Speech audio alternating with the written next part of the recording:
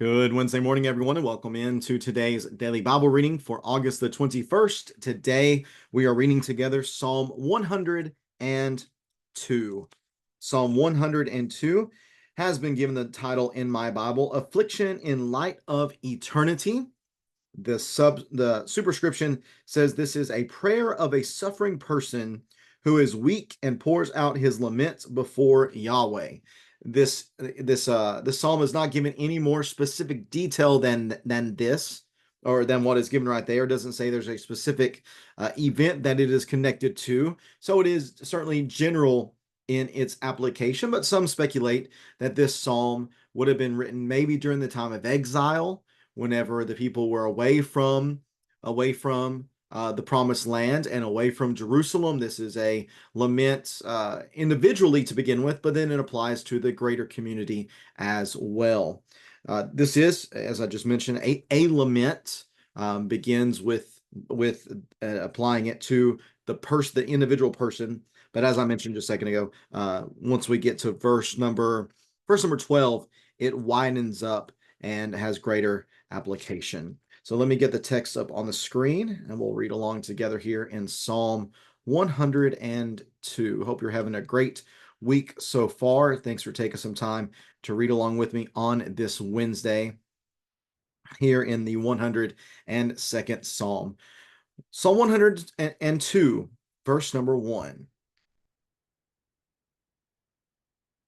Psalm 102, verse number 1, Yahweh, hear my prayer. Let my cry for help come before you. Do not hide your face from me in my day of trouble. Listen closely to me. Answer me quickly when I call. For my days vanish like smoke, and my bones burn like a furnace. My heart is suffering, withered like grass. I even forget to eat my food. Because of the sound of my groaning, my flesh sticks to my bones. I am like an eagle owl, like a little owl among the ruins. I stay awake. I am like a solitary bird on a roof. My enemies taunt me all day long. They ridicule and use my name as a curse. I eat ashes like bread and mingle my drinks with tears because of your indignation and wrath. For you have picked me up and thrown me aside. My days are like a lengthening shadow, and I wither away like grass. But you, Yahweh, are enthroned forever. Your fame endures to all generations. You will rise up and have compassion on Zion, for it is time to show favor to her. The appointed time has come. Your servant takes delight in its stones and favor its dust. Then the nations will fear the name of Yahweh, and all the kings of the earth, and all the kings of the earth your glory. For Yahweh will rebuild Zion. He will appear in his glory. He will pay attention to the prayer of the destitute and will not despise their prayer. This will be written for a later generation, and a people who have not yet been created will praise Yahweh. He looked down from his holy heights, and Yahweh gazed on the gazed from heaven to earth to hear a prisoner's groaning, to set free those condemned to die, so that they might declare the name of Yahweh in Zion and his praise in Jerusalem, when peoples and kingdoms are assembled to serve Yahweh. He has broken my strength in mid-course. He has shortened my days. I say, my God, do not take me in the middle of my life. Your years continue through all generations. Long ago you established the earth, and the heavens are the work of your hands. They will perish, but you will endure. All of them will wear out like clothing. You will change them like a garment, and they will pass. But you are the same, and your years never end. Your servants' children will dwell securely, and their offspring, excuse me, will be established before you. Psalm number 102. 102. Again, a lament starting, excuse me, it seems with an individual focus and branching out to something with a greater application to the community as a whole. Verses 1 and 2, we see the author, again, the anonymous author, we don't know who it is, crying to God, or crying out to God for him to hear.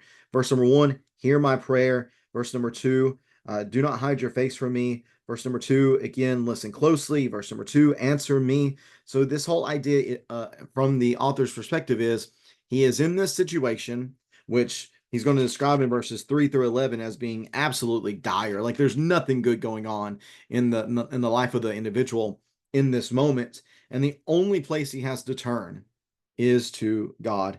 Hear my prayer. Do not hide your face. Listen closely. Answer me.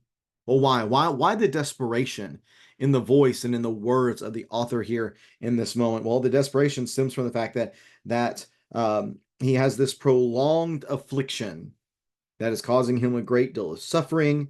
He's painting his life as if it is extremely brief. He's heart sick. He has a loss of appetite.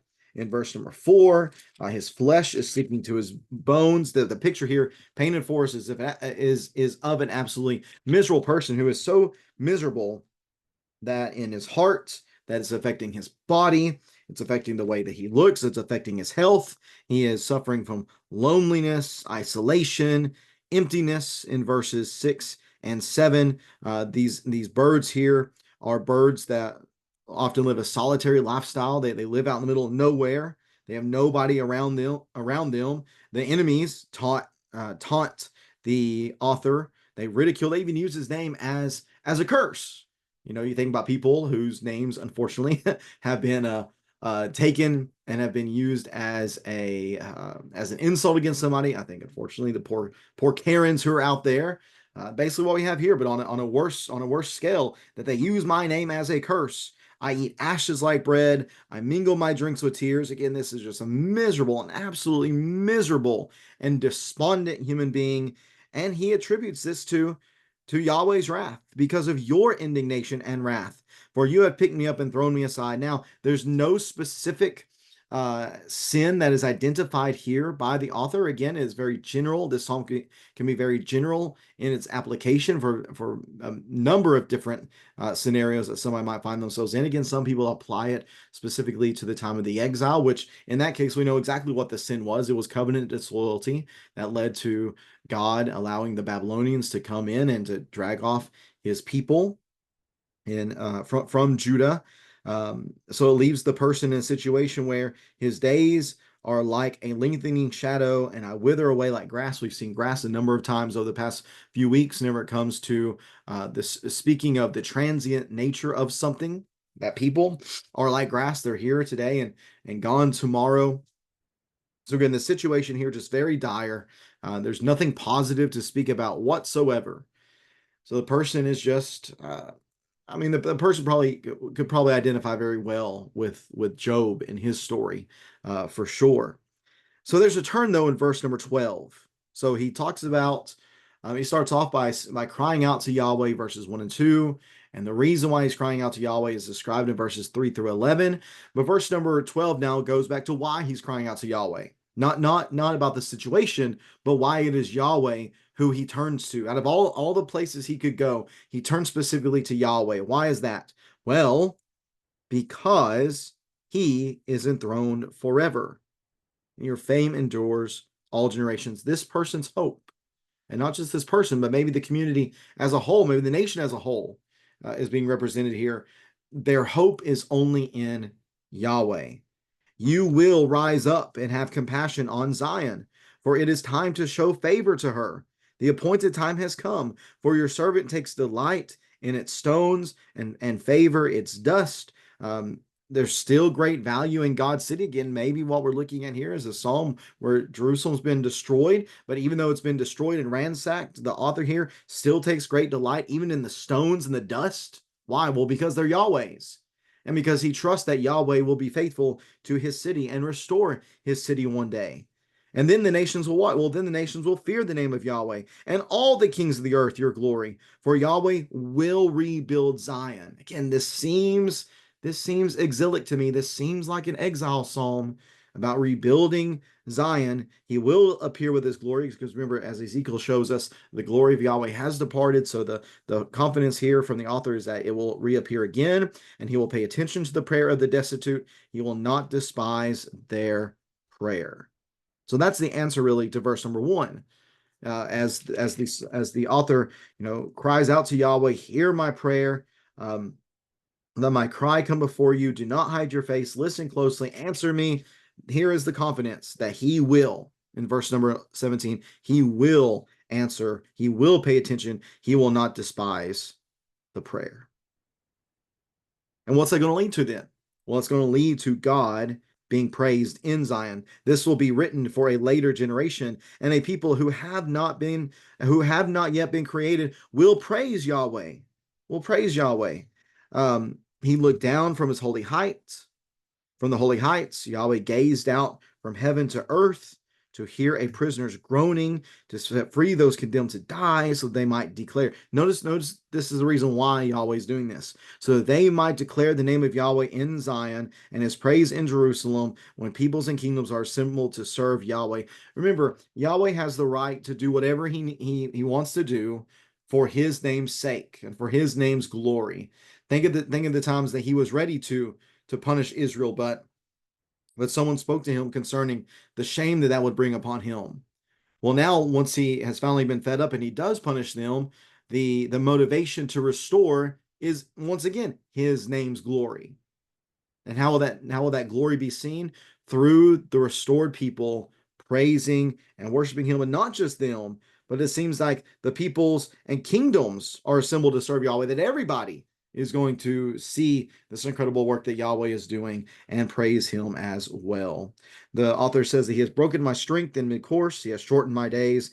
I say, my God, do not take me in the middle of my life.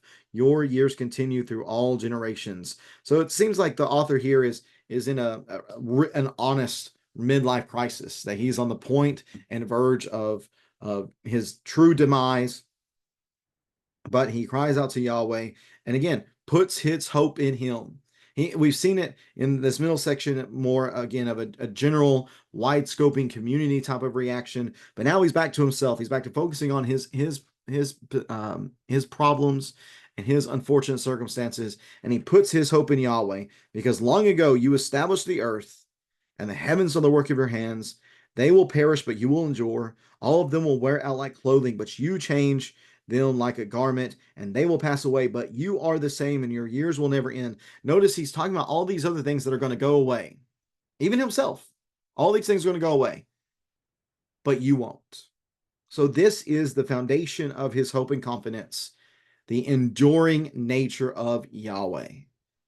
The enduring nature of him as a being, that he's not going anywhere. Even if the creation goes, he will not. The enduring nature of his character. And with these things being what he has put his confidence in, with these being the foundation of his hope, he's able to say that your servant's children will dwell securely, and their offspring will be established before you.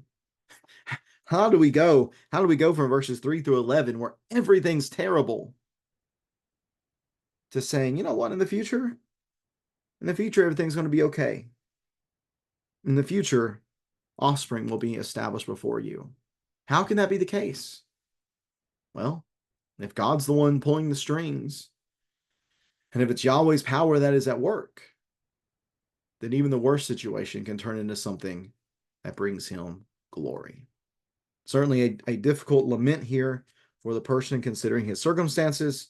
Yet again, whenever Yahweh is the object of your hope, whenever Yahweh is the foundation of your confidence, then certainly anything is possible, even a great future restoration. If you have any questions or comments about Psalm 102, please feel free to leave that in the comment section below. And I appreciate you taking some time reading along with me on this Wednesday. We'll be gathering tonight for our Bible studies at 7 o'clock. And then on Friday, we'll be reading together from Psalm 103. Psalm 103, the forgiving God. This is of David.